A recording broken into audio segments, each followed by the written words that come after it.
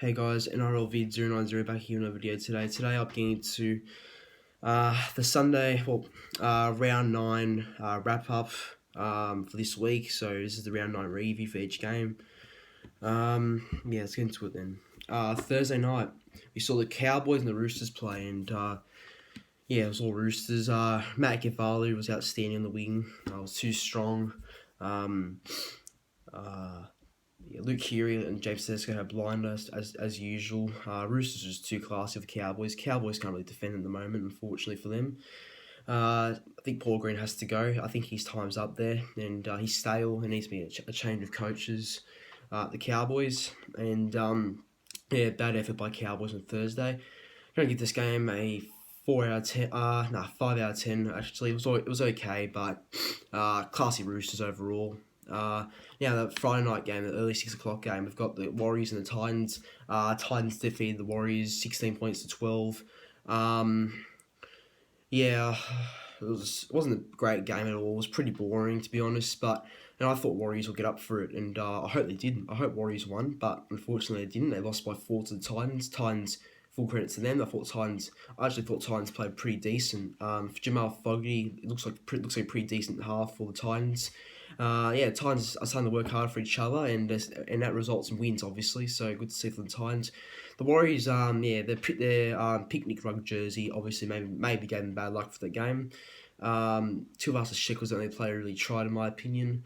I thought, what's his name? I'm thinking of Jack Murchie. Jack Murchie was pretty decent for the Warriors. He looked dangerous on the edge. But Warriors they came close, but it unfortunately fell short. So I'll give this game a 4 out of 10. Wasn't great.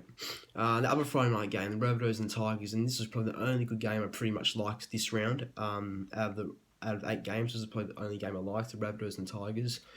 Rabbitohs ended up winning 18-10, and in my tipping video. In my tipping video, I said Rabbitohs to win 18 points to 10. I got the actual score prediction correct, which is good. But Rabbitohs were pretty classy. Latrell Mitchell was a bit of a grub during the game, but he did alright. Got a few try assists. Latrell at the back. I thought Cody Walker had a fair game as well.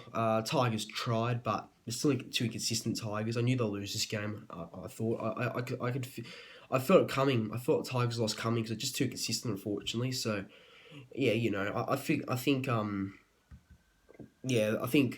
think Rabbitohs were just too good in the night, and Rabbitohs were just too classy. Their attack wasn't as great as I thought it would be, but it was just good enough to win, I think, and get their points for the Rabbitohs. So I'm going to give this game a 7 out of 10. It's actually a pretty decent game of footy, a bit of biff in that game, so it was good to see. Saturday football. So the first game, Super Saturday, what was the first game again? I've gone blank. Panthers and the Sharks. Panthers won that game 56 points to 24.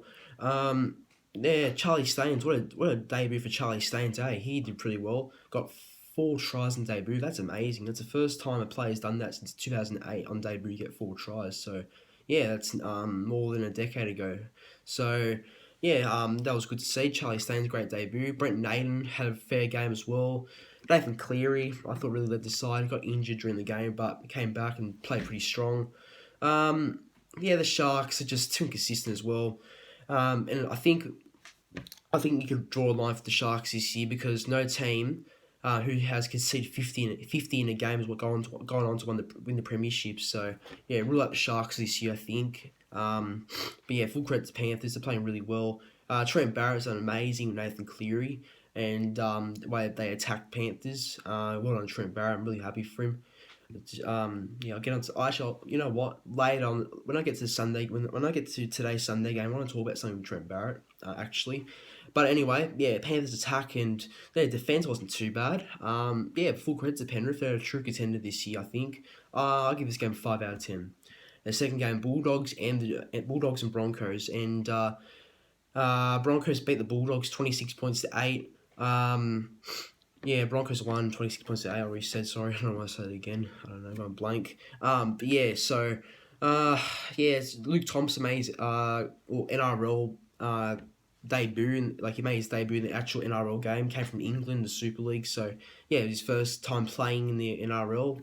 Didn't do too bad, but he put a shoulder charge on somebody. I think it was Tavita Pangai Jr., and there was a bit of a fight between them two. Yeah, the Bulldogs' attacks were very poor overall. I think they'll get the spoon this year, the Bulldogs. I can't really see much positives in that side. There needs to be a change quickly. I think the board meeting has to be done ASAP for the Bulldogs. It's obviously a bit of a distraction, and some of the players who are going to sign the Bulldogs for next year and onwards need a bit of clarity. Who's going to be the coach next year? What's going to happen and all that? You know what I mean? So I think the Bulldogs just need a bit of they need a bit of change quickly, and they need a bit of clarity on what's happening. So but yeah, I think the Bulldogs attack was shocking that game. Broncos did well. Good job the Brisbane for breaking their losing streak. Good to see a bit of positivity up in Red Hills. So I'll give this game a 4 out of 10. Now the last game of Super Saturday between the Raiders and the Storm. This was not a great game at all. A lot of errors, wasn't pretty to watch. So Storm won 20-14, but there was some odd calls, and mainly they were getting some favourable calls. The Storm going their way during the game. Typical Melbourne Storm and typical referee Cameron Smith, obviously giving his own orders rather than the actual referee during the game. Storm were pretty good, but weren't great or anything. Raiders were actually in it for the first few minutes and near half time, but a try before half time for the Storm obviously didn't help them, and unfortunately for Canberra, Josh Hodgson and Bailey Simonson are out for the year with injuries, so that's big for Canberra, and I think Canberra are going to really struggle, unfortunately, without them, so yeah, unfortunate for Canberra, but it happens, unfortunately. And I'll give this game a 4 out of 10. I thought this game could be better, but it was worse. Sunday, Knights and the Eels, and Eels won 10 points to 4. Very close game. For a second, I thought Knights could actually win because Tex Hoy's tried, but Tex Hoy was in front of the kick when Ponga kicked it, so there was no try. But full credit to Parramatta, brave win by them. I feel like they're a real contender this year to win the premiership. You gotta give it to them. I think Parramatta have looked really good this year, and I wouldn't be surprised if they make the grand final. To be honest, and there's no injuries for that side. There's just Dylan Brown has really stood up ever since Moses got injured. Like he's really really stood up overall in general.